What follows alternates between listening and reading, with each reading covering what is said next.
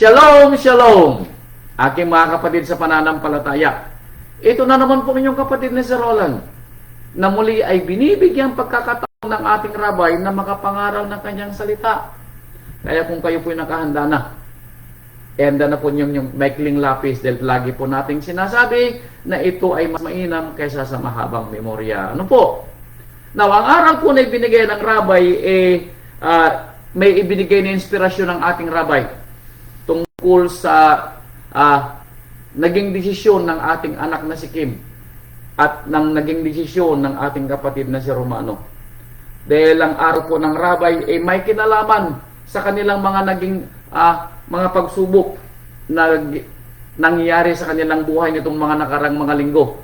At sa mga kapatiran na baka may ganito ring pangyayari sa inyong buhay, maunawaan po natin na ang aral ng rabay ganito yung mga mangyayari sa buhay po natin. Nasa atin po kung ano po yung ating pipiliin. Dahil ang aral po ng rabay ay may pamagat na what are you looking at? Ano ba yung ating tinitignan sa buhay? O ano ba yung ating inaasahan? O ano ba o saan tayo nakatingin? So talasasin po natin ang kwento ng rabay dahil maaaring ito ay may kinalaman din sa atin. At kung hindi pa tayo nahusto sa patutuo ng ating anak na Kim at sa patutuo ng ating kapatid na Romano, I pray na huhustuhin ng rabay dahil ang aral po niya ay may kinalaman sa ganitong mga pangyayari sa ating buhay. Kaya talasasin po natin ng kwento ano po. Kaya kung tayo po ay nakahanda na, sabi niya dito, sa unang salmo ng ating rabay, dito sa Isaiah chapter 53 verse 1. Ito po ang sabi. Ano po? Ulitin ko po, tayo po ay medyo may mangyayaring kaunting overtime dahil 11:30 na dyan sa inyo ng tanghali, kaya kung medyo kayo nagugutom na, pwedeng kayo ay magmerienda habang nag-aaral o nakikinig ng salita. Ano po? Di bali ito naman ay ipapadala sa inyo na naka-live. Sabi niya dito sa 53 verse 1, sinong naniwala sa aming balita? Ayan. Unang katanungan ng rabay, sinong naniwala sa aming balita? Na ang kaligtasan ay darating sa mga gustong maligtas. Na ang pangunawa ay darating sa mga gustong makaunawa. At ang pagpapala ay ibibigay sa mga gustong pagpalain. Dahil alam natin ang kwento, ano po? Na ang pagpapala ng rabay ay walang kasamang sakripisyo. Kaya sa mga naging desisyon ni anak nating Kim at Romano, alam nila yung kwento. Na yung mga pagpapalang sinasabi nila ng una, at kung ito man ay may kasamang tinatawag na sakripisyo, yung patutuo ni kapatid na Ninita, masasabi natin, at the end of the day, hindi pala totoong pagpapala. Bakit? May kasamang sakripisyo. Dahil kung ang sinasakripisyo natin ay ang ating ama, may mga kapatid ko, hindi ito tunay na hindi ito tunay na pagpapalang mula sa ama. Kaya sabi ni Propeta Isaiah, sinong naniwala sa aming balita ng ating rabay ay ang magliligtas sa atin? Kanino nahayag ang bisig ni Amang Yahweh? Kanino ba ibinigay ang pagpapala? Ano po? Ito ay katanungan na kung ating mauunawaan, tayo na nakikinig at nananampalataya ay binibigyan ng pagkakataon na maunawaan ang mga salitang ating maririnig. Marami na tayong kwento ano po sa ating pang-araw-araw na buhay, and I pray, ayan, patutuon ni Nanay Imbet, patutuon ni Nanay Ligaya, hindi nila maikukumpara ang pananampalataya na nagbigay sa kanila ng pagpapala sa kanilang buhay dahil kumbaga ay sila yung mga biniyayaan ng mas mahabang buhay. Kaya sila yung magpapatutuo na totoo ang pananampalataya na ilang tananggap. At we pray na ito'y may paunawa natin sa ating mga anak. Kaya talasasin po natin ng kwento tungkol sa pagpapala na sana sa lahat ng mga makikinig ay maniniwala na ang aral ng rabay ay makapagpapabuti sa atin. Na ang aral ng rabay ay magbibigay sa atin ng pagpapala. At ang aral ng rabay ang siyang magbibigay sa atin ng kahustuhan. ng ating mga saloobin at pagpapasya para maituwid natin ang ating buhay at maabot natin yung sinasabi nating sana umabot tayo sa kaluwalhatian ng Ama. Alam natin yung kwento na ang lahat ng pagpapala ng Ama ay sometimes hindi ito matatawaran ng anumang bahagi ng salapi. Kaya ang kwento po dito maunawaan natin ano ba talaga yung ating tinatawag na tinitignan sa buhay? O yung sinasabi nating saan tayo nakatingin? Baka nakatingin lang tayo doon sa malaking mansyon sa ating kapitbahay. Baka nakatingin lang tayo doon sa naglalakihang mga ginto na nakasabit sa mga leeg at nakalagay sa mga kamay ng ating mga nakakasalamuha. O nakatingin din tayo doon sa the aircon na sasakyan ng ating mga kapitbahay. Dito lang ba tayo nakatingin? Mga kapatid ko, kaya talastasin natin. Kaya sabi niya dito sa aklat ni John chapter 1 verse 36. Ito. Yohanan o John chapter 1 verse 36. Ito ay nang maipresenta ang rabay sa bayan ng Israel. At hindi maunawaan ng bayan kung sino yung dumarating. Kaya, nang siya'y ipresenta ni John, na katulad ng pagpipresenta rin sa atin ng Ama sa kanyang bugtong na anak sa atin nung tayo ay bago manampalataya, na ito pala yung ipinadala para sa ikatutubos ng ating mga kasalanan. Kaya, sa anong bagay o sa kanino tayo nakatingin sa ating mga pagpapala at mga pangangailangan sa buhay. Kaya sabi dito sa John chapter 1 verse 36, ang sabi dito, at kanyang tinignan si Yeswa, samantalang siya naglalakad at sinabi, narito ang kordero ng Ama. Anong sabi niya? Tinignan daw niya ang ating rabay. Ito'y si John nang una niyang makita ang rabay. At nang makita niya ang rabay, sabi niya, nang tinignan niya ang rabay, meaning, napako ang kanyang tingin sa rabay. At doon niya naunawaan na siya yung ipinangakong kordero ng Ama na magliligtas sa lahat ng mga kasalanan. At ito rin dapat ay maunawaan natin na kung tayo ay may pangunawa at kaalaman at tayo ay totoong nananampalataya, ang ating paningin ay dapat nakafocus din sa ating rabay na nabuhay at namatay dahil sa atin. Kaya ang katanungan ng rabay, kanino ka nakatingin? What are you looking at? Anong tinitignan mo sa buhay? Dahil kung ang tinitignan mo sa buhay ay yung material na bagay, abay kapatid ko, mali ang tinitignan mo. No po? Mali ang tinitignan mo. Katulad ditong kwento. Ang kwento dito ay tignan natin na parang mali yung tinitignan. Unang Chronicles chapter 15 verse 29. Now, tignan natin. Unang Chronicles chapter 15 verse 39. Ito, na ipinapaunawa ng Ama na kung minsan nasa tao ang pagtingin. Ano po? May sabihin iba yung tinitignan natin at iba yung nagiging pangunawa. Ano po? Dahil kung titignan natin yung kwento, kung bibigyan natin ng diin yung kwento ni kapatid na Romano, na ang daming ipinangako sa kanila, yung sinasabi nating employer ni Winalin, at marami ding iniwan si kapatid na Romano na pagpapala siguro na isipin niya nung una. Pero hindi pala yun dapat ang kanilang tignan. In the first place, sabi dito sa unang Chronicles, chapter 15, verse 29, ang kwento rito ay si David, nung siya po'y nagsasayaw at nagsasaya ng ang kaban ng tipan ay dalhin sa Jerusalem. Pero nang ito'y makita ng kanyang asawang si Michal, iba yung nakita ni Michal. Now, talastasin natin kung paano yung nagkaiba ng pangunawa sa paningin si David at si Michal. Sabi dito sa verse 29, at nangyari, samantalang ang kaban ng tipan ni Amang Yahweh ay dumarating sa bayan ni David. Now, alam natin ang kwento, kaya nga naging palatak yung sinasabing David dance o Davidic dance. Bakit? Talagang every 6 steps, nagsasayaw si David at naghahandog. Ganon pinapurihan ni Haring David ang kaban ni Amang Yahweh nang dumating ito sa bayang Jerusalem.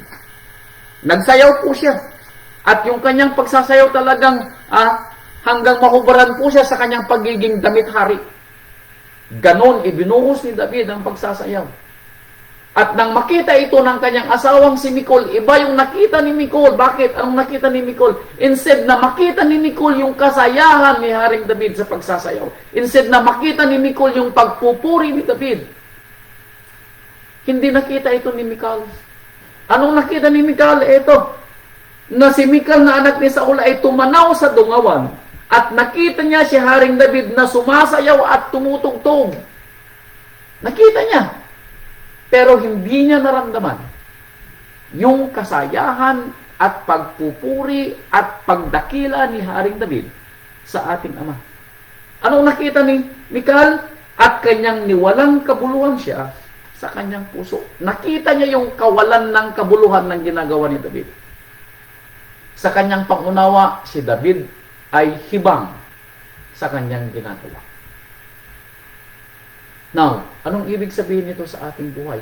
Sometimes, may mga pangyayari sa ating buhay na sa ating paningin.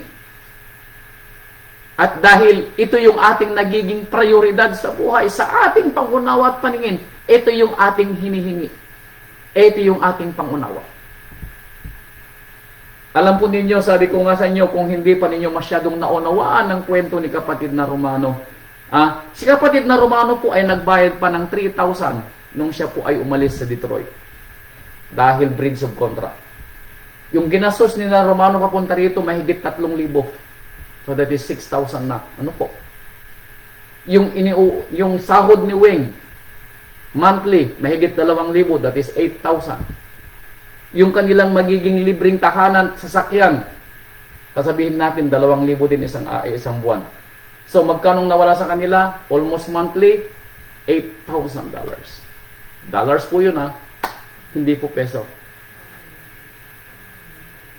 Ano po? Now, kung ito yung tinitignan ni kapatid na Romano at kapatid na Weng, abay, hindi sila aalis sa Detroit. Pero, kung ito naman yung titignan nila, isasantabi nila yung kanilang tinatawag na pananampalataya, isasantabi nila yung nararamdaman nila na kalungkutan dahil wala silang mapagsambahan. Isasantabi nila si Amang Yahweh.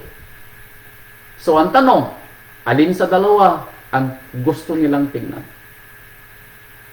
Dumako naman tayo kay anak natin si Kim, ganun din yung kwento. Si Kim ay nasa syudad. Sumasahod ng halos 4 na ulit na beses yung kanyang sasahurin sa probinsya.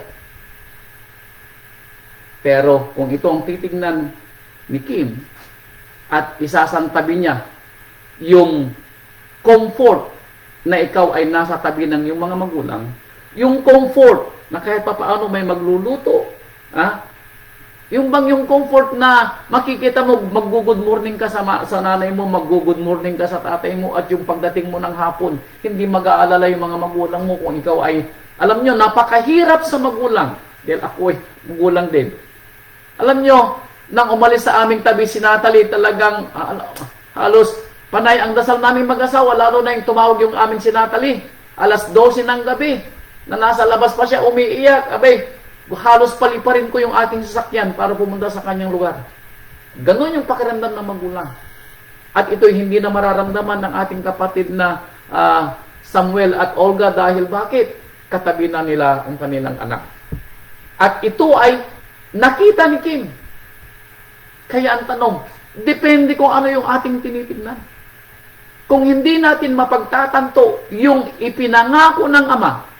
Ano bang pinangako ng Ama? Hindi ipinangako ng Ama, ang kayamanan dito sa mundo na ito'y ating gagamitin o magiging pag-aari habang tayo narito sa lupa. mamanahin natin ang kayamanan ng Ama, not on this life. Sa buhay na darating, hindi dito sa lupa na ating pansamantalang tinitirahan. Hindi ito, o hindi dito ipinangako ang kayamanan ng Ama. Ipinangako ng Ama ang kayamanan niya, saan? Sa mga magmamana ng buhay na walang hanggan. Kaya nga sinabi ni Saulo, hindi pa naisulat o naipaliwanag o napaiunawa sa puso ng tao ni nakita ng kanyang mga mata ang kariktan at kagandahan ng mga bagay at lugar na inihanda ng Ama sa mga magmamana. Hindi pa daw nakita ng tao. Kung nakita na rin yung pinakamagandang lugar dito sa lupa, sabi ni Saulo, hindi yan may kukumpara. Kanino ito ipibigay? Sa mga magmamana. Now, depende kung sino o alin yung ating tinitignan. Dahil kung ang tinitignan lang natin ay itong narito sa ibabaw ng lupa, abay kapatid ko, napaka-iksi naman o napakakitid naman ng kagustuhan mo. Kung ito lang ang gusto mong buhay sa lupa, abay kapatid ko, mali ang tinitignan mo.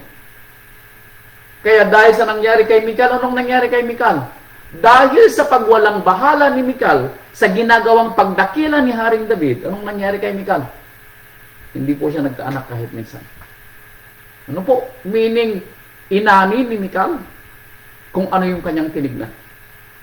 And I pray, dahil kung ganito rin po yung magiging pangunawa natin sa buhay, kung ano man po yung ating tinignan, na pinili at yung isa ay ating isinantabi, aanihin din po natin kung ano yung magiging bunga ng ating tinignan. Ano po? Genesis chapter 13 verse 10. Ito pa yung isang kwento. Genesis 13 verse 10. Now, ang kwento naman dito ay sino? Oh, yung galing. Ang kwento naman dito ay si Lot. Yung pamangkin ni Abraham. Now, alam niyo yung kwento? Nang si Abraham at si Lot ay dumami na ng kanilang mga pag-aaring mga hayop. Pinamili ni Abraham si Lot. Now, ganito po kabait si Abraham. Hindi po siya marunong manlamang. Ano po? Hindi siya marunong manlamang. Kaya sabi niya kay Lot, anak, sabi niya, piliin mo kung saan mo gusto. Pag pinili mo sa kanan, sabi niya, dito ako sa kaliwa. Pag pinili mo ang harapan, sabi niya, dito ako sa likuran. Ikaw ang mamili kung anong gusto mo. Now, sometimes, sabi ko nga sa inyo, iba yung ating tinitignan. Genesis chapter 13, verse 11. 13:10, kako sana. 13:10. Genesis 13:10. Ito yung kwento. At itiningin ni Lot ang kanyang mga mata. At anong kanyang nakita? Natanaw niya ang buong kapatagan ng Yarden o Jordan na pawang patubigan na magaling sa magkabi-kabila kung pasasazuar bago giniba ni Amang Yahweh ang Sodoma at Gomora ay gaya ng halamanan ni Amang Yahweh, gaya ng lupain ng Ehipto. At dahil sa nakita niyang maganda, ayan, alam niyo, sometimes nakukuha tayo sa tingin. Sometimes nakukuha tayo sa tingin. Hindi natin pinag-iisipang mabuti and deeply kung ano ang ating tinitignan. Agad-agad tayo ay nagdedesisyon, agresibong pagdedesisyon. Kayo narinig natin, kung kayo po ay hindi pa nakaranas ng ganitong mga pangyayari sa buhay at first time ninyong magdesisyon at medyo sa inyong desisyon ay kasamang inyong mga mahal sa buhay, parang awa niyo mga anak at mga kapatid. Andito kami. Nahihingan nyo ng payo. Libre kami 24/7. Wala kayong mahahanap na advisor sa inyo na inyong pwedeng hingan ng payo 24/7 na walang bayad. At ito'y hinihingi ko sa inyo. Kahit anong oras ng gabi, mas kinatularan nyo si kapatid na Brandon na ginising ako ng alauna ng madaling araw, walang problema. Parang awan nyo, humingi kayo ng payo. Kaysa kayo magdesisyon na agresibo na sa isang banda at araw pagsisisihan nyo, pero nangyari na. Sabihin nyo man sa akin, wala na akong magagawa. Bakit tapos na yung kwento? Huwag naman sana. Ano po? Dahil kung ano yung ating tinitingnan, ano na lang nakapako yung ating tingin. Nangyari ito kay Lot. Kaya anong sabi dito sa verse 11? Kaya't pinili ni Lot sa kanya ang buong kapatagan ng Yarden. At si Lot ay naglakbay sa silanganan at sila'y kapwa naghiwalay. Now, tama ba yung naging pagpili ni Lot? Nung una po, tama. Pero hindi niya alam ni Lot na ito pala yung lalayo sa kanya kay Amang Yahweh. Alam natin ang kwento na si Lot, siya po ay napalapit. Dahil in the beginning, hindi po nakatira si Lot sa loob ng Sodoma at Gomora. Hindi po siya nakatira sa loob ng syudad. Napalapit lang po siya ng napalapit. Dahil nakita niya na parang maganda ang syudad. Parang ang kwento nilit ay katulad yung gamo-gamo. Na dahil sa ilaw, medyo nabighani yung gamo-gamo. Ganon ang kwento ni Lot.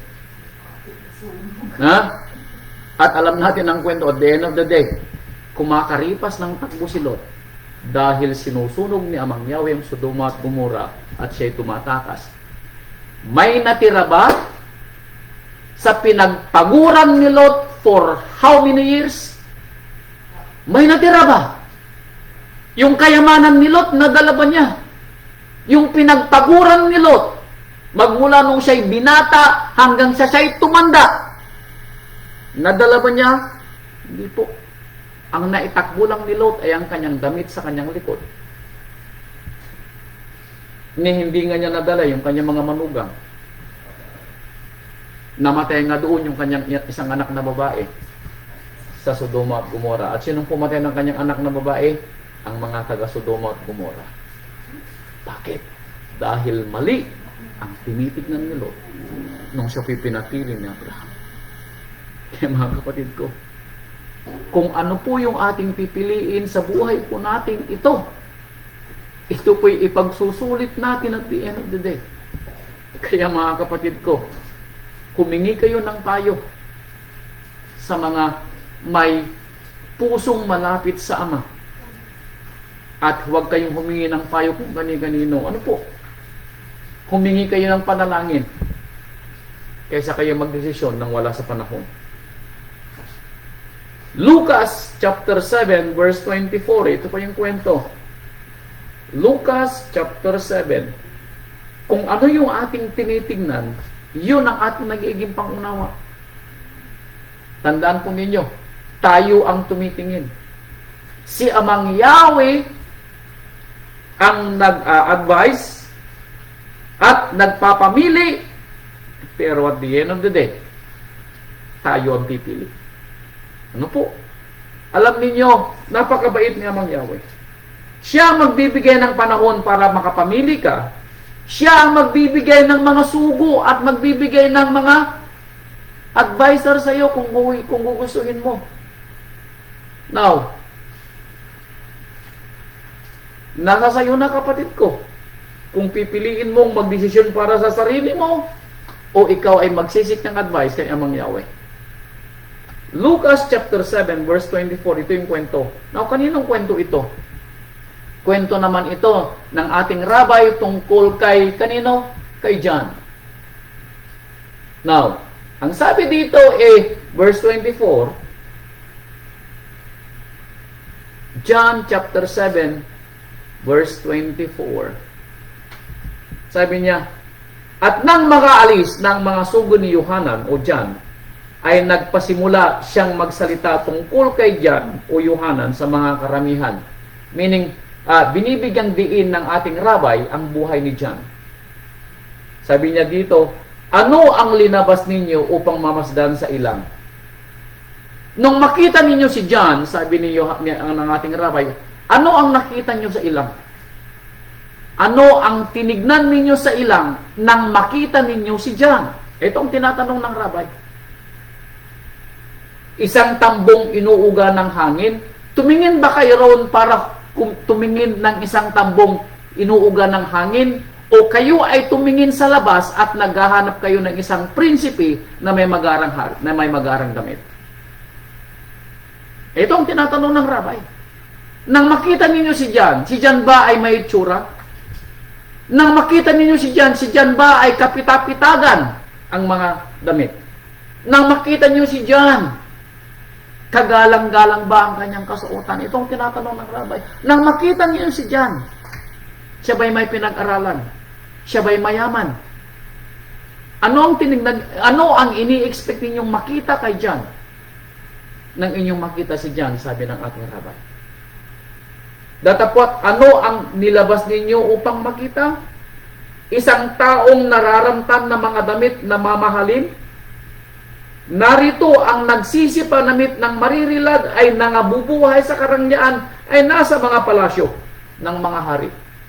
Kung iniisip nyo si John ay makikita nyo sa marangyang damit, sabi niya, hindi nyo makikita si John. Bakit? Dahil ang mga nagdadamit ng marangya ay wala sa ilang, nasa palasyo. Pero yung pananalita ni John at yung dahilan kung bakit sinugo si John, iyon yung kwento. Hindi yung itsura ni John ng kwento, hindi yung damit ni John ng kwento, hindi yung status ni John sa buhay ang kwento, kundi ang kwento, ano? Yung balita na ipinamamalitan ni John. Yun ang kwento. Pero sa mga tumitingin nung panahon ni John, hindi pinapansin yung mga salita ni John. Bakit? Dahil ang tinitingnan nila ay yung kasautan ni John na hindi kagalang-galang, kaya hindi ka panipaniwala ang sinasalita ni John. Now, ano ang bearing nito sa ating mga panahon? Maaaring yung mga pastor po natin ay walang pinag-aralan. Balubaluktot kung minsan yung kanilang mga Tagalog. Alam niyo po, nang pumunta po yung ating kapatid na si Jess from Davao City, ang ikinakatakot po niya, yung kanyang baluktot na Tagalog. Dahil baga daw siya po'y pagtawanan ng ating mga kapatiran kung siya makakarating dito sa bandang Luzon. Yun ang kinakatakot niya, yung baluktot niyang Tagalog. Pero natuwa po siya, bakit? Dahil hindi pinansin ng ating mga kapatiran ang kanyang baluktot na Tagalog, kundi ang nakita po natin, ang puso ni kapatid na Jess. Yun ang gustong tingnan ng ating Ama. Hindi yung katayuan ng isang tao, kundi kung ano yung nasa puso ng isang tao ay maunawaan natin sa pamamagitan ng banal na Espiritu ng Ama. Yun ang ating dapat tingnan sa bawat isa. Hindi kung ano yung ating natapos sa buhay, hindi kung ano yung ating sinasakyan, hindi kung ano yung ating bahay, hindi yun ang tinitingnan ng isang tunay na nananampalataya sa Ama kung paano ituturing ang isang tunay na kapatid. At hindi rin ito magiging panuntunan natin kung sino yung nagtuturo sa ating pastor o nagtuturong dikon. Maaaring nagtuturong dikon ay bata pa, walang pinag-aralan, walang natapos, wala mang naipundar sa buhay. Baka dahil dito hindi na kayo makikinig. Abay kapatid ko, hindi ito ang itinuturo ng rabay. Kaya ang tanong, ano ang tinitingnan mo? O ano yung iniisip mong mangyari na makita mo? Kaya sabi ng rabay, datapwat, ano ang linabas ninyong makita? Isa bagang propeta, pero ano ba ang ini-expect ninyong makita kay John? Nag-expect ba kayo ng propeta? Sabi ng ating rabay. Ang sinabi ng rabay ito, oo, sinasabi ko sa inyo. Bagamat iisa ang kasuotan ni John, bagamat si John ay parang ermitanyo ang dating, bagamat si John ay pinapakain lang at kumakain lang ng pulot-pukyutan at balang, mahigit pa si John sa mga propeta. At sinabi ng ating rabay, wala nang hihigit pa kay John na ipinanganak sa isang babae. Now, imagine ninyo yung nakita ng rabay kay John na hindi nakita ng tao. Si John daw ay higit pa sa isang propeta at wala nang hihigit kay John. Wala na daw hihigit kay John. Bakit? Nabuhay at namatay si John dahil lamang sa kanyang misyon na ipakilala ang ating rabay sa sanlibutan. That's it. Nang natapos na yung kwento, pinatay na si John. Pinugutan na ng ulo. Hindi nakaranas minsan kahit si John ng karangyaan sa buhay. Nang siya po ay tinawag na ng Ama para ihanda siya, para magpatutuo at ipakilala ang rabay, dinala na siya sa ilang. Doon na siya pinakain ng kulot, pukyutan at balang. Iisa yung kanyang damit. At iisa yung kanyang balabal. Yung kanyang sintron, sabi nga, balat ng hayop. Yung kanyang sandalyas, isa din. Imagine ninyo si John na may hawak na tungkod at mahaba ang balbas na parang ermitanyo na nagsasalita, pagsisihan ninyo ang inyong mga kasalanan dahil dumarating na ang kaligtasan ng Ama. Yun ang sinisigaw ni John. Now, sinong maniniwala sa atin kung makikita natin si John sa ating panahon na tingnan natin parang ermitanyo, ang haba ng balbas, yung kanyang damit halos hindi nalalabhan, makikita natin. May maniniwala kaya sa atin? Baka wala din. Bakit? Dahil iba yung ating titignan. Baka titignan din natin yung katayuan ni John. Baka titignan din natin ang damit ni John. Baka titignan din natin kung ano yung nakita nating mukha ni John. Hindi yung binibigay na message ni John. Kaya mga kapatid ko, ano yung ating tinitignan? Ganito rin po sa ating buhay. Ulitin ko, baka yung ating mga pastor, ganito rin yung kanilang mga pananamit dahil wala silang damit. Yung kanilang buhay, baka hindi kasing katulad ng buhay po natin. At ito'y ating mainsulto na sabihin, ito ba'y totoong pastor? Ni wala man lang pinag-aralan. Handaan po natin. Sa lahat ng mga apostolis ng rabay ay walang nag-aral maliban kay Saulo. Wala po nakapag-aral sa kanila maliban kay Saulo. Si Luke ay hindi rin tinatawag nating disipulos ng rabay. Nanampalataya lang si Luke. 30-40 years mamatay ng rabay. Ano po? Wala siya nung panahon ng rabay. Ano po? Si Luke ay nakapag-aral bilang doktor pero siya naging kaklase ni Saulo. Kakontemporary siya ni Saulo. Ano po? Hindi siya kakontemporary ng mga apostol. Ano po? Kaya sabi niya rito, higit pa si John sa isang propeta at wala nang hihigit pa kay John sa isinilang sa mga babae. No? Kaya, ganun. Ganun kahalaga yung sinalita ni John. Hindi kung sino si John. Ano po? Kaya sabi dito, Isaiah chapter 38 verse 4, no.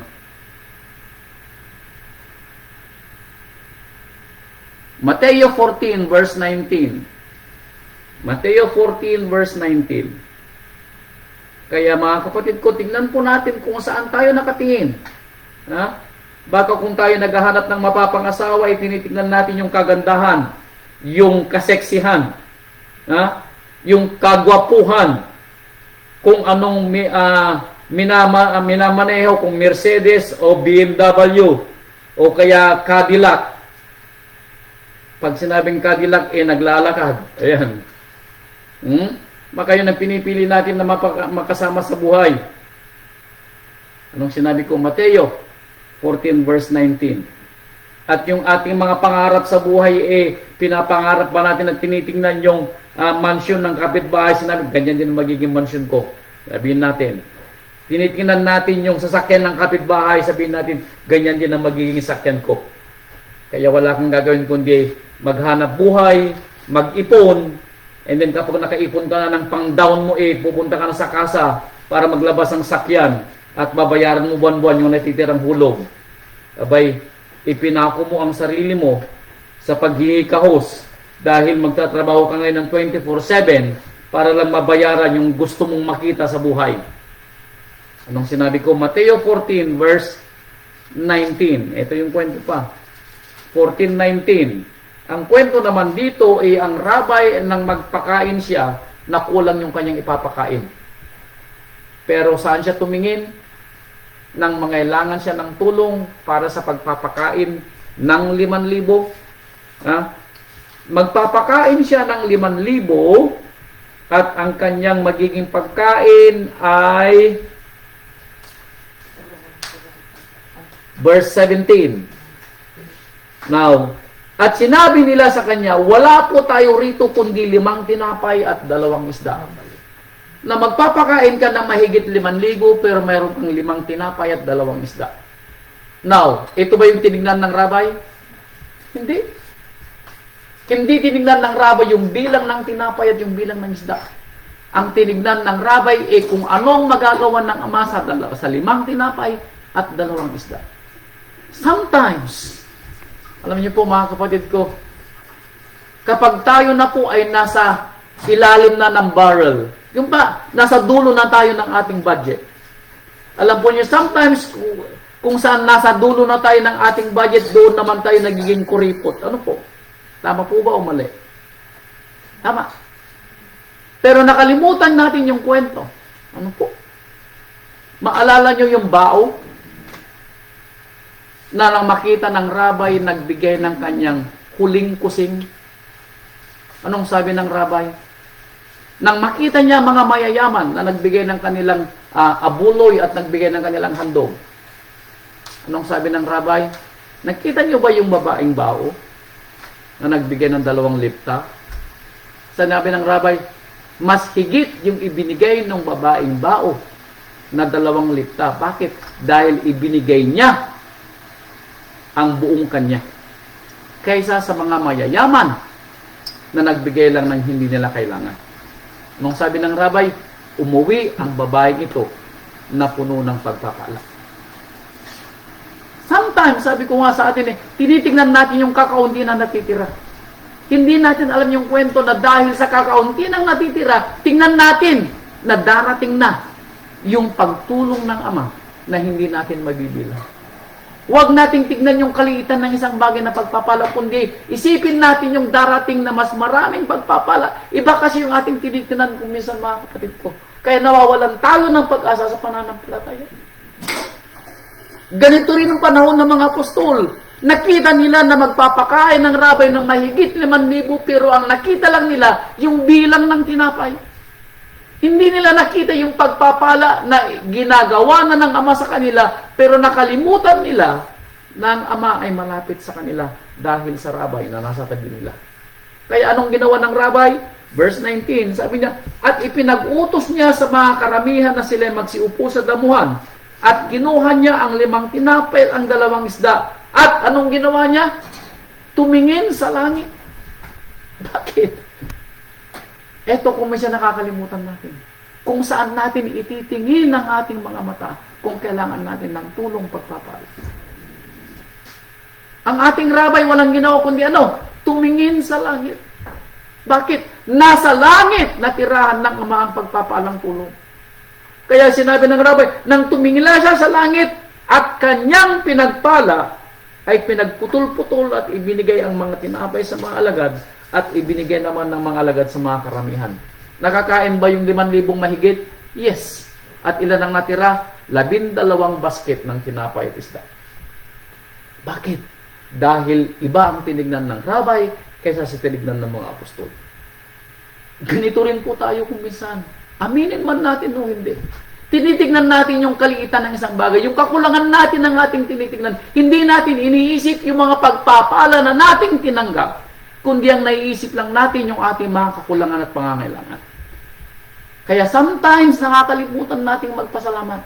Bakit? Dahil panay tayo hingi. Nakakalimutan natin na sobra-sobra na yung binibigay ng rabay na pagpapala. Sometimes, iba yung ating tinitignan. Ano po? Yung kakulangan natin ng ating tinitignan, hindi.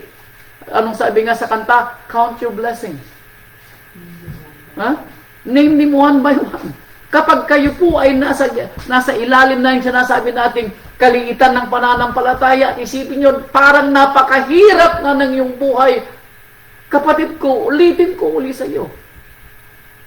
Umupo ka at bilangin mo ang ibinigay ng pagpapala ng Ama. Kapatid ko, kung buhay ka pa, walang kabagabagan na hindi lulutasin ng Ama kung patuloy kang mananampalataya. Kapatid ko, pagpatay ka na, that's it. Pero pag buhay ka pa, at kaya mo pang magpasalamat, at kaya mo pang humingi ng panalangin sa Ama, bay kapatid ko, may pag-asa ka. Pero sometimes, ulitin ko sa inyo, iba yung ating tinitignan, kaya napapariwara ang ating buhay dahil sa iba ang ating tinitingnan, kaya tayo gumagawa ng mga desisyon na hindi natin dapat gawin. Dahil iba yung ating tinitingnan. Sa ano tayo nakatingin? Sa mga material na bagay.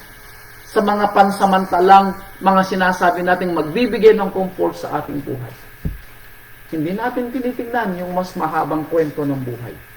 Yung beyond yung ating mga pangangailangan. Hindi yun ang tinitingnan natin. Ang iniisip lang natin yung nasa harapan natin. Abay kapatid ko, hindi itong ibinigay ng rabay na pagpapala na tignan lang natin yung nasa harapan natin. Tignan natin beyond sa pangangailangan natin. Ano po? Katulad ng ginawa ng rabay. Sumunod. Marcos chapter 7 verse 34. Ito pa. Marcos chapter 7 verse 34. Ito pa yung kwento. 7:34. Now, ang kwento naman dito ay yung pinagaling ng rabay. Sabi niya dito sa 7:34 ng Marcos, ito ay kwento doon sa bingi at utal. Sabi niya, at dinala, verse 32, tataas ko sa 32, at dinala nila sa kanyang isang bingi at utal, at ipinamanhik nila sa kanya na kanyang ipatong ang kanyang kamay sa kanya. At siya'y inihiwalay niya ng bukod sa karamihan, at isunuot ang kanyang mga daliri sa mga tenga, at hinipo ang kanyang dila, at pagkatingala sa langit. Ayan, saan siya humingi uli ng pagpapalang kagalingan? Tumingin uli sa langit. Now, alam po ninyo na mayroon tayong mga gamot na 24/7. Alam po ba ninyo yun? Yes. Dapat nating malaman na mayroon tayong mga gamot 24/7. Hindi kung tayo may nararamdaman agad-agad, doktor. Hindi po. Bakit? Mayroon tayong manggagamot 24/7.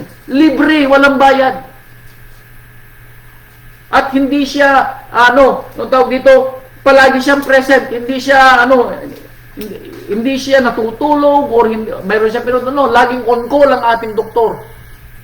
Laging naka-duty. Laging nagbabantay. Naghihintay lang ng tawag. Sino? Siya mangyaw yung ating manggagamot 24/7. Pero sometimes nakakalimutan natin. Kaya ng ating rabay binigyan ng isang may sakit na bingi at utal. Anong ginawa? Tumingila siya sa langit at siya nagbundong hinanga at sinabi, iprata. Nang ibig sabihin ay magbukas. Nabuksan ang tainga ng may sakit na bingi at nakarinig. Again, iba yung ating tinitignan. Practicein ninyo na kung may masakit sa inyo, hawakan ninyo yung masakit sa inyo, and then sabihin nyo, in the name of our Rabbi Yeshua HaMashiach, in the name, sa pangalan ng aking manggagamot na si Yahshua Messiah, ay magaling na ako. Yun ang ginagawa ko. Pag may nararamdaman akong sakit sa aking katawan, hinahawakan ko at binabanggit ko. Pag ako ay nakakaramdam ng sakit ng ulo, sabi ko, ikaw na espiritu ng sakit ng ulo, get out of thee sa pangalan ng ating Rabbi Yeshua HaMashiach. Maalala niyo ang kwento ng rabbi nang nagpagaling siya ng may sakit? Yung espiritu ng lagnat? Tinanggal ng rabbi. Alam niyo, si Uncle B, si Minister Louis, yung aming pinakamatandang nangangaral dito sa Louisiana, alam niya na ang mga ganitong mga sakit ay espiritu. At nakita niya mismo sa buhay niya na pwede mong i-cast out yung mga nagpapahirap sa iyo sa pangalan ng ating Rabbi Yeshua HaMashiach. Bakit? Meron tayong kapangyarihan na ibinigay ng Rabbi ayon sa kanyang pangalan, na kapag binanggit natin ang pangalan ng Rabbi at tayo mananampalataya, ito'y mangyayari sa atin. Practicein po natin sa ating pananampalataya. Ano po? Iba kasi ang ating tinitingnan. Huwag naman sana. Lucas chapter 6, verse 10. Lucas chapter 6, verse 10. Ito pa yung kwento. And I pray na kapag natapos ng kwento ng rabay, lalong madagdagan yung ating pananampalataya. Bakit? Ito yung dahilan kung bakit nagbibigay siya ng ganitong aral. Lucas chapter 6, verse 10. Ito naman yung kwento ng ang rabay ay dinalhan ng isang paralitiko sa araw ng Sabat. Now, sa mga nakapalibot sa kanya nung panahon na yaon, bawal magpagaling kapag araw ng Sabat. Ito yung nakikita nito. Pero ibang nakita ng rabay. Ang nakita ng rabay ay yung kanilang kawalan ng pagmamahal sa isang taong naghihirap. Ito ang nakita ng rabay. Kaya dito sa verse 10, sabi niya, at minamasdan niya sila lahat sa palibot-libot. Tiningnan niya silang lahat. At wala siyang nakita, isa man sa kanila, ang may compassion doon sa may paralitiko. Ang nakita ng mga tao, yung pagbabawal na ibinigay ng kanilang mga ninuno, na bawal daw magpagaling sa araw ng pagsamba. Maling pangunawa. Kaya sinabi ng rabay, mas mabuti ang gumawa ng mabuti sa araw ng Sabat. Ibig sabihin, kung tayo po'y may magagawang mabuti sa araw ng Sabat, gawin po natin compassion, pagmamahal sa kapwa. Kaya ito nakita ng rabbi, kaya sabi niya, minamasan niya silang lahat sa palibot-libot, wala siyang nakitang may pagmamahal sa kanila. Kaya sinabi ng ating rabbi, sinabi sa kanya, iunat mong yung kamay. At ginawa niyang gayon at gumaling sa kanyang kamay. Anong ibig sabihin? Yung pagmamahal natin sa kapwa ay makapagpapagaling sa mga may sakit. Bakit? Ito ang dapat nating tingnan. Yung mayroon tayong awa. Kaya nga nasusulat sa Santiago, kung tayo'y mananalangin para sa isang kapatid, hindi tayo pwedeng manalangin sa isang kapatid kung hindi natin nararamdaman ng awa at pagmamahal sa kanya. Never na gumaling ang kapatid. Never. Hindi gagaling isang kapatid. Bakit? Wala sa puso mo yung compassion para gumaling siya. Hindi mo nararamdaman yung paghihirap niya. Yun dapat ang tignan natin. Hindi kung ano man yung kanyang nararamdaman o ano man yung kanyang katayuan sa buhay. Kaya kung kayo po ay maski nasa malayong lugar, kung may kapatid na humingi ng panalangin, that moment kung kaya ninyong lumuhod po kayo. At hihingi ng panalangin ng isang kapatid na humihingi ng panalangin. Bakit? Dahil ang panalangin ng isang may pagmamahal sa kapatid ay makapagpapagaling ng mga may sakit. Yun po yung tingnan natin. Ano po? Hindi kung kailan tayo comfortable. No. Hindi. Hindi yun ang ating tinitingnan. Ano po? At hindi rin kung sino yung tumihingi ng panalangin. Kahit na sino yung humihingi ng panalangin. At inihingi sa inyo, meaning hindi siya ang nagsasabi sa kanyang sarili, kundi ang banal na Espiritu ng Ama ang nagsabi sa kanya na hilingin mo kay ganito ang panalangin dahil doon dadaan ng Ama ang kanyang pagpapagaling. Kung hindi nyo pa alam yung kwento, yun ang dahilan kung bakit binabanggit ang ating mga pangalan sa panalangin. Dahil yun ang sinabi ng Ama na magdadaan sa kanyang kagalingan. Kaya I pray, na sabi ko nga sa inyo, I pray na maunawaan natin kung ano yung ating tinitingnan. Ano po?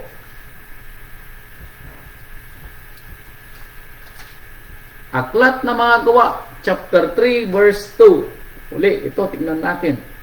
Aklat na mga Gawa, ito pa. Yung isang pagtingin na maling pagtingin.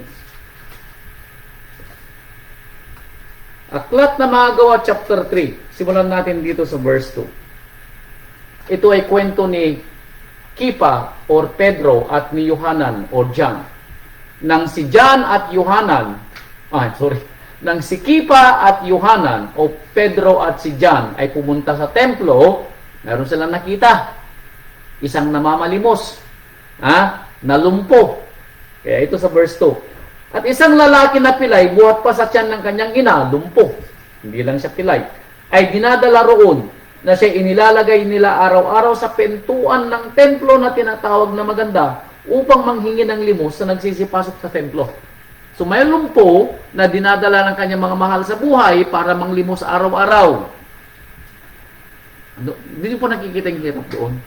Isa ng lumpo, ginagamit pa ng kanyang mga mahal sa buhay para mamalimos, para meron siyang makain. Walang pagmamahal doon, ano po? Yes. Bakit? Dahil kung mahal mo yung lumpo, bakit mo padadalhin doon sa templo para mamalimos? Bakit hindi mo na siya pakainin kung meron nga ipapakain? Ano po? I pray na walang mangyari sa atin, pero kung mayroong mangyari sa atin, obligasyon natin na pakainin yung mga kapatid na walang kakayahang maghanap buhay. Yun ang hiningi ko sa ating rabay. Walang mamamatay sa atin na dilat ang mata. Ano po? Walang mamamatay sa atin na gutom. Kaya kung may manghihingi po sa inyo, matakot kayo na pag may humingi sa inyo na hindi kumakain at ito'y pinahindian ninyo. Anong sabi sa Deuteronomy? Pag ang isang kapatid ay nanghingi ng tulong at hindi mo binigyan at siya'y humingi sa akin, anong sabi niya? Maaalala ko ang ginawa mo sa kanya. Baka dumating ang araw, kukunin ng Ama yung ibinigay sa yung pagpapala at ibigay doon sa nangailangan na ipinahindian mo. Magugustuhan mo ba? Huwag naman sana. Ano po? Kaya sabi niya, to whom much is given, much is required. Sa maraming ibinigay na pagpapala, maraming responsibilidad. Kaya anong mas gusto mo, kapatid ko? Ikaw ang nagbibigay o ikaw ang humihingi? Itanong nyo kay kapatid, kay nanay Ligaya, sasagutin niya kayo kung anong mas mahalaga. Ano po? Verse 3. Pagkakita kay Kipa at Yohanan, anong nakita ng lumpo? Namanhik upang tumanggap siya ng limos. Ito yung nakita ng templo, ng lumpo. Sometimes, ganito rin tayo tumingin, sabi ko, tinitignan lang natin yung nasa harapan ng ating mga mata. Hindi nakita ng lumpo yung pagpapagaling na ibibigay ng dalawang disipulos ng rabay ayon sa kapangyarihan ng kanyang napakadakilang pangal. Hindi ito nakita ng lumpo. Bakit? Dahil kulang siya o wala siyang pananampalataya.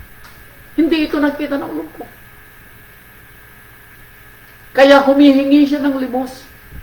Dahil yung material at yung tangible lang na bagay ang alam na nakita ng lumpo. Hindi ba ganun din tayo kung minsan? Kaya kung titignan natin ang kwento ni Kim, na kung ang isang hindi mananampalataya ay mamimili sa trabaho at sahod ni Kim, never napipiliin niya ang kanyang trabaho sa probinsya. Never. Bakit?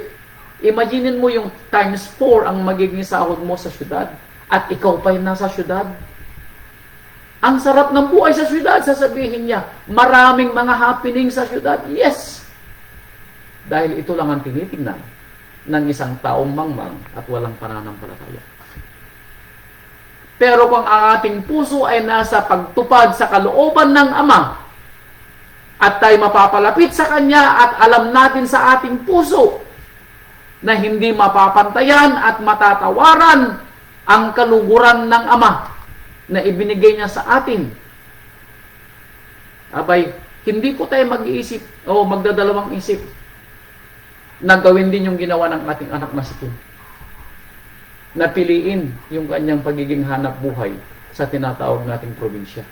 Bakit? Tinitignan ni Kim yung beyond ng magiging sahod niya. Iisipin niya, mapapalipit na sa kanyang mga magulang, Biyernes pa lang ng hapon, hindi na siya hindi na siya hindi na siya maglalakbay pa ng 3 hours, 4 hours, hindi siya pagod. Pag uwi niya, anduto na yung mga magulang niya, nakaluto na, lahat. Yung comfort. Imagine niyo yung comfort. Yun ang nakita ni Kim. Ganito rin, dapat yung nakita ng lumpo, pero hindi niya nakita. Ganon din tayo sa buhay, mga kapatid. Sabi ko nga sa atin, maraming napapariwara sa buhay dahil ang tinitignan lang natin yung nasa harapan natin.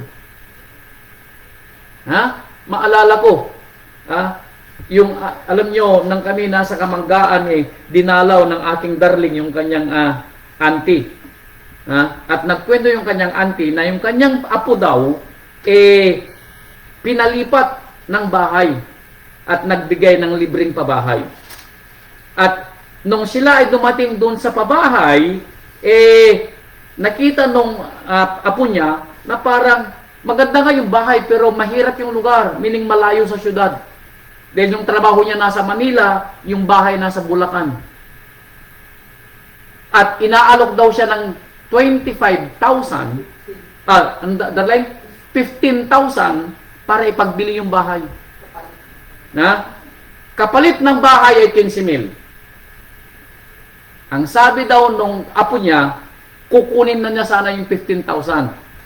Pero anong sabi nung kanyang lola? Anong sinabi, darling? Tanga, mukhang kwarta, sabi niya. Big sabihin pipiliin mo yung 15,000 doon sa bahay? Sino mamimili ng 15,000? Maraming namili daw ng 15,000. Iniwanan yung bahay. Na yung bahay ngayon is worth mahigit 300,000 kumpara sa 15,000. Now, ganito rin dapat yung ating pagpipili. Tama po. Pero kung minsan pinipili natin yung 15,000, tama, mali? Yes. Yung nakikita lang nating mga mata ang ating tinitignan. Kaya sabi dito, naghihintay siya ng limos kay Pedro at kay Kipa. At kanyang pinansin sila na umaasang tatanggap sa kanila ng anumang bagay. Pero sinabi ni Kipa, pilak at ginto ay wala ako. Pero sabi ni Kipa, kapatid, wala akong pera. Meron akong ibibigay sa iyo na masigit sa pera at ginto. Now, ikaw ay gumaling sa pangalan ng ating Rabbi Yeshua HaMashiach. Yun ang ibinigay na pagpapala ni Pedro. Kaya mga kapatid ko, tama yung mga narinig natin kanina. Sometimes, not sometimes, most times, ayan, maraming mga pagkakataon na ang pinakamainam na pagpapala ng Rabbi ay hindi material. Yung pinakamainam po na pagpapala, yung pangalan po natin na maisulat sa aklat ng buhay, that is the best gift na ibibigay ng Rabbi balang araw. Yung makasama natin ang ating pamilya sa pagsamba is another best gift na pagpapala ng Rabbi. Yung katabi natin, yung kapilya na hindi na, alam nyo, sabi ko nga sa inyo, kung ako'y nung pastor na magsimula magpastor sa Pilipinas, ay binigyang pagkakataon na magkaroon ng sariling sambahan na malapit sa akin, abay kapatid ko, ipagpapalit ko ang lahat kung mayroong pagkakataon na ganun nung panahon ko. Ipagpapalit ko ang lahat. Ako'y maghahanap ng way para magkaroon ng hanap buhay sa malapit sa sambahan na ibinigay na pagpapala ng Ama. Yun ang aking sinabi. Kaya kung kayo po'y mapagkakataon na mapalapit kayo sa bahay sambahan at mayroon pa kayong hanap buhay, abay mga kapatid ko, piliin nyo ang mga bagay na ganito. Bakit? Hindi mababayaran ang kaligayang ibibigay ng Rabbi sa inyo na kayo makapagsilbi sa Kanya. Hindi mababayaran. 53 na ako. Naranasan ko na kahit paano ang buhay dito sa Amerika at naranasan ko na kung paano magkaroon at mawalan. Pero sa aking pangunawa na ibinigay ng Rabbi sa pananampalataya, hindi matatawaran ang kaluguran na ibibigay ng Rabbi kapag malapit ka sa kapilya. Hindi matatawaran. Dahil maano mo pa yung pamilya mo, yung mga anak mo, yung mga apo mo. Yun ang pamana na iiwan mo. Yun dapat ang tignan natin. Hindi yung mga material na bagay. Ano po? Kaya, Lucas chapter 9, verse 62. Ayan, chapter 9, Lucas. 9, verse 62. Lucas 9:62, sabi niya dito, datapot sinabi sa kanya ng ating Rabbi, walang taong humawak sa araro at lumilingon sa likod ay karapat-dapat sa kaharian ng Ama. Now, anong ibig niya sabihin? Kapag tayo po ay nagsabing tayo mananampalataya, ang tinitignan po natin yung nasa harapan, hindi po sa likod. Kung ang tinitignan natin ay sa likuran ng ating pananampalataya, bay kapatid ko, hindi tayo aasenso sa pananampalataya. Kaya narinig ni Kim na sinabi ng ating deacon na mas magkakaroon siya ng pagkakataon para lumawak ang kanyang pangunawa, that is looking ahead, not looking behind. Kaya sabi ng Rabbi, hindi karapat-dapat ang lingkod ng ama na siya'y tumitingin sa likod pagka humawak ng araro. Bakit? Ang araro nasa harapan. Ang gawain ng ama nasa harapan, wala sa likuran. So kung ano man yung nakapagpapabalakid sa iyo sa likod, humahatak sa iyo sa likod para ikaw ay umangat sa pananampalataya. Pag sinabi ko umangat, lumawak ang iyong pangunawa. Mag-grow ka sa pananampalataya. Lumago ang iyong pananampalataya. Abay kapatid ko, hindi ka karapat dapat kung nagpapahila ka. Kung ang mga mahal mo sa buhay nagpapahila sa iyo, abay kapatid ko, panahon na para iwanan mo ang lugar mo. Now, maalala nyo si Abraham? Yes, si Abraham. Now, sino ba si Abraham? Iniwanan ni Abraham ang kanyang mga mahal sa buhay. Iniwanan niya ang kanyang lugar. Bakit? Ipinangako ng ama sa kanya ang Kanaan para sa kanyang lahi. Hindi tinignan ni Abraham yung kanyang kinabukasan doon lang sa lugar nila, kundi tinignan niya yung kinabukasan ng kanyang magiging anak, ng kanyang magiging apo, sa kaapu-apuhan na magmamana sa pagpapala ng ama. Kaya umalis siya sa kanyang lugar. Dahil hindi tinitignan ni Abraham yung kanyang nasa harapan. Ganon din sana tayo. Kaya yung desisyon ni kapatid na Romano na umalis sa Detroit, maganda ang Detroit dahil ito ay syudad. Pero walang sambahan doon. Ngayon, alam niyo, natutuwa ako. Every Sabat sila kumakantang pamilya. Sabi ko nga, tingnan natin ang kwento. Sabi ko, meron ng singer na Dante. Kaya sabi ko, pinagmamalik ko sila doon sa pangalawang grupo ng Dante. Sabi ko, ay mananatili uli dito pag uwi ko. Yes, dahil malapit na sila sa kapilya. At natutuwa ako yung patutuo ni kapatid na Romano na sila ay hindi nagkamali sa desisyon na lumipat dito. Ganon din yung ating anak na si Kim. And I pray, ganon din tayong lahat na yung ating tinitingnan dapat kung ano yung makapagpapalago sa ating pananampalataya. Hindi yung mga sinasabi nating mga material lang na bagay. Ano po? Kaya sabi dito sa unang Tesalonica, unang Timoteo. Ayan. Unang Timoteo. Tama ba? Yeah. Unang Timoteo chapter 6. Hindi naman to Tesalonica dahil wala namang Tesalonica. Timoteo ito siguro. Yeah. Unang Timoteo chapter 6 verse 6. Ayan. Unang Timoteo chapter 6 verse 6. Datapwat ang kabanalan na may kasiyahan ay malaking kapakinabangan. O mas malaki daw pakinabang natin kapag tayo ay magiging mapapabanal at tayo ay malulugod. Ayan. Kaya anak na Kim, ako'y natutuwa anak ko sa desisyon mo na mapalapit sa kapilya at mapalapit ka sa mga magulang mo. Sapagkat wala tayong dinalang anuman sa sanlibutan at wala rin naman tayong mailalabas na anuman. Kapatid ko, baka nakakalimutan natin yung kwento. Kung anuman yung ating naging kalagayan nung tayo dumating dito sa ibabaw ng lupa, ganun din yung kalagayan natin paglabas po natin. Now, kaya nga, alam niyo ba ang kwento kung bakit sinabi ni Solomon na mas mabuting pumunta sa namatayan kaysa sa nagdiriwan ng kaarawan?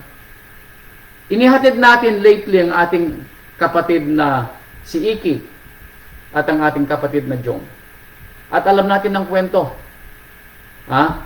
Nabuhay si kapatid na Iki at kapatid na Jong para sa kanilang mga mahal sa buhay. Nakapagpundar sila ng mga kanilang naipundar. Pero nang ihatid natin sa mga huling hantungan ang ating mga kapatid, nadala po ba nila ang kanilang mga ipinundar? Wala po. Now, anong ibig sabihin po nito? Hindi po masamang mag-impok at magpunta. Pero wag ito yung maging dahilan para tayo ay magkaroon ng balakid para maging banal. Itong sinasabi ni Saulo kay Timoteo, hindi masama. Pero huwag mo namang kalimutan na ikaw ay magpakabanal at mapalapit sa Ama. Kaya sabi niya, anuman po yung ating, wala tayong dinala dito sa ibabaw ng lupa, wala rin tayong madadala pagbalik. Ngunit kung kayo'y may pagkain at pananamit, ay masiyahan na tayo doon. Yan. Kung meron kayong pagkain at pananamit, masiyahan na tayo. Sometimes, or most times, Ito yung dahilan kung bakit mali ang ating tinitignan. Bakit? Hindi tayo nakukontento sa pagkain lamang at pananamit.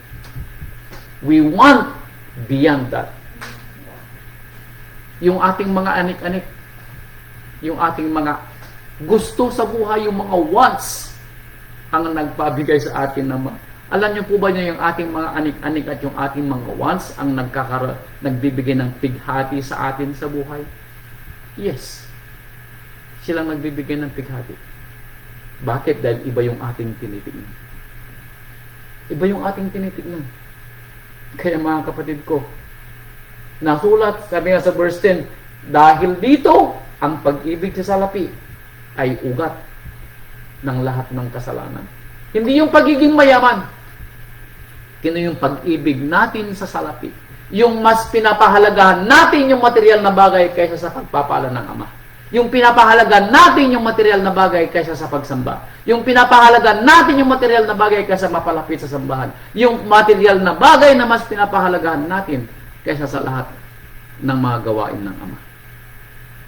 Etong dahilan kung bakit nasabi ni Apostol Saulo kay Timoteo na ang pag-ibig sa salapi ay ugat ng lahat ng kasamaan. Now, kapatid ko, alin ang titignan mo ngayon? Ngayong narinig mo yung kwento, tinitignan mo pa rin ba yung kotse ng kapitbahay na bago? At yung kotse mo karag-karag? Tinitignan mo pa rin ba yung mansyon ng kapitbahay at ang bahay mo pawid? Tinitignan mo pa rin ba yung kanyang magagandang damit, mga alahas, at ikaw ay halos wala? Bay kapatid ko, ito bang tinitignan mo sa buhay? Huwag naman sana. Dahil sabi dito sa Lucas chapter 12, ito, Lucas chapter 12 verse 15. Now, sinasabi ko, hindi masama kung ito hindi makakabukit, hindi makakabalakid sa pananampalataya mo. Hindi ito masama. Dahil ang rabay mismo, ang Ama mismo nagsabi, ibibigay niya ang ating nasa ng mga puso. Pero unahin muna natin ang kaluguran sa Ama. Yun ang ibinigay ko na magtanong. Alam niyo, nang magtanong ang ating anak na si Kim at nagbigay siya ng summary ng kanyang magiging desisyon. Isang verse lang po ang pumasok sa puso ko. Hindi ako nag-isip kung anong sasabihin ko sa kanya. Pumasok yung verse na yon, and that's more than enough, sabi ko sa sarili ko. Dahil hindi ako nagbigay ng verse na yon, ibinigay ng Ama na ibigay ko sa kanya. Psalm 37 verse 4. That's it. Bakit? That's more than enough para gabayan si Kim sa kanyang pagdedesisyon. Hindi na ako nagbigay ng maraming litanya. Isa lang ang sinabi kong verse, sinabi niya sa inyo. And that's more than enough kung mauunawaan mo. At salamat sa Ama, naunawaan niya ang verse na ibinigay sa kanya ng ating Ama. Kaya sabi dito sa Lucas chapter 12 verse 15. 12:15. Dahil kung ako po'y magbibigay ng payo sa inyo, hindi po galing sa akin. Bakit? Kung anong lumabas sa aking puso na ibibigay ng Ama, yun ang ibibigay kong advice sa inyo. At hindi ko inaangkin ang karangalan ng pagbibigay ng payo. Ang rabay ang magbibigay ng payo, hindi ako. Ano po? Lucas chapter 12 verse 15, sabi niya, at sinabi niya sa kanila, mangagmasid kayo, at kayo mag-ingat sa lahat ng kasakiman. Eto, ang tinitignan kasi natin, yung mga pag-aari natin na material na bagay. Ito ay kasakiman, sabi ng ating rabay. Kung itong tinitignan mo, ito'y kasakiman. Bakit? Dahil inuuna natin ang ganitong mga bagay kesa ang gawain ng Ama. That is greediness. Bakit? Dahil alam na natin na ang ating Ama ang mag-provide ng ating lahat ng pangangailangan. Bakit inuuna pa natin yung mga bagay na magpapalayo tayo sa Kanya? Iba yung ating tinitignan. What are you looking at is iba doon sa tinitignan at ipinangaral ng rabay. Kaya sabi niya, mangagmasid kayo at mangag-ingat sa lahat ng kasakiman. Bakit? Sapagkat ang buhay ng tao ay hindi sa kasaganaan ng mga bagay na tinatangkilin. Wala daw po sa kasaganaan ang buhay na walang hanggan. Wala daw po sa dami ng mga naipundar na mga material na bagay ang pagpapalapit sa Ama.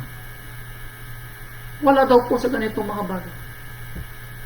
Kaya mga kapatid ko, kung iba ang ating tinitignan for now, sana bago matapos ang ating rabay, sa kanyang aral, matuto tayo sa kwento. Ano po?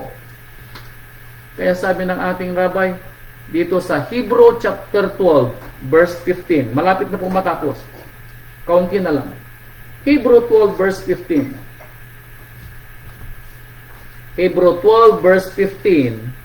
Sabi niya rito, napakaingatan na baka ang sino may di makaabot sa biyaya ng Ama. Ouch. Baka daw sa mali nating pagtingin sa buhay, baka daw hindi tayo umabot sa kaluwalhatian ng Ama. Baka dumating sa atin yung aral, no nakaraang mga araw na sinabing, tayo'y tinimbang. Ngunit kulang. Bakit? Dahil iba yung ating tinitingnan. Yung material na bagay, ang tinitingnan natin, hindi yung gawain ng Ama. Yung kung ano makapagpapaligaya sa atin, hindi yung pagtulong sa kapwa. Kung anong may bibigay nating material na bagay sa ating mga anak, hindi yung ating pananampalataya. Ako'y natutuwa kay Nanay Nympha. Dahil kahit pa paano, sila naglalakbay, pupunta sa kapilya kasama ng kanyang mga apo. At least kahit pa paano, kung dumating ang araw na kunin na ng Ama ang ating Nanay Nympha, sana maalala ng kanyang mga apo yung pagod at pagpapakasakit ng kanilang lola na maalala nila ang kanyang pananampalataya. I pray na may magmana sa pananampalataya ni Nanay Nympha, and I know na mayroong magmamana. Bakit? Hindi masasayang ang buhay ni Nanay Nympha kung walang, alam ko, hindi sasayangin ng Ama ang pananampalataya ni Nanay Nympha na hindi niya ipapamana ito sa kanyang mga apo. Kahit pa paano, alam ko may magmamana. Yun ang dapat tingnan natin. Hindi yung malayo, masyadong malayo. Dito na lang ako. No. Kung kaya ninyong pumunta kayo. Okay lang sana kung may maririnig kayo. Pero better, kung pwede kayong pumunta kayo. I admonish you na kayo pumunta kung meron ng pagkakataon. Ano po? Kaya sabi dito, 15, pakaingatan na baka ang sino may di makaabot sa biyaya ng Ama. Bakit? Baka kayo'y bagabagin ng anumang ugat ng kapaitan. Yung bitterness ninyo. Bakit? Yung kapitbahay mo, umasenso na. Yung kapatid mo, umasenso na. Ikaw, hindi pa. Bakit yung kapatid mo, pati araw ng Sabado, naghahanap buhay. Kapag promosyon, agad pumupunta. Di baling malayo sa pamilya. Basta promosyon. May nabili ng kotse, may nabili ng bagong bahay. Ikaw, wala pa. Abay, kapatid ko, baka dahil dito, maghimutok ka sa Ama.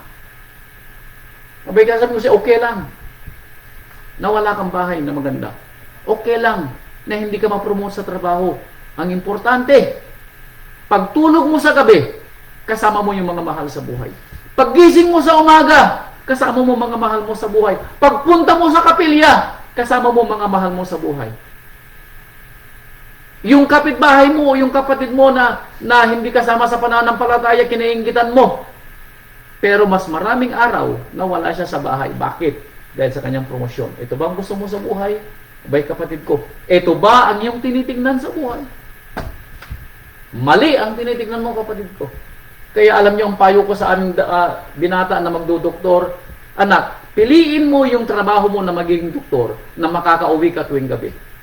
May panahon ka sa asawa mo at anak.